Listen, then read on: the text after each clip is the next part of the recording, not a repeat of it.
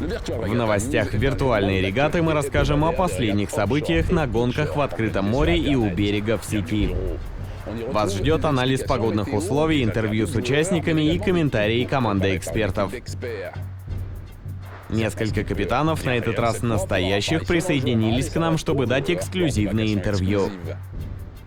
У них появилась уникальная возможность встретиться в реальности и отлично провести время вместе. Это называется тур виртуальной регаты. 5 июня в Нанте Лоик Пейрон, посланник виртуальной регаты, рассказал, за что он любит виртуальные гонки. Мне нравится виртуальная регата, вы это знаете, мы уже столько о ней говорили. Но особенно приятно встретиться с участниками вживую. Узнать, кто как выглядит, это главная цель нашей встречи. Здесь же выпил прохладного пива Филипп, капитан команды Банзай, недавно выигравший виртуальную гонку в Нормандии.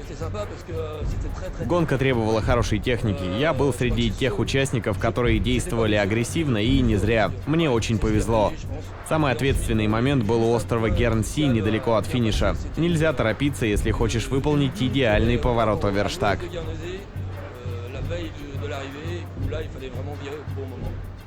Участники тура виртуальной регаты собираются раз в месяц. Следующая встреча пройдет на юге Франции, неподалеку отсюда, в Ере.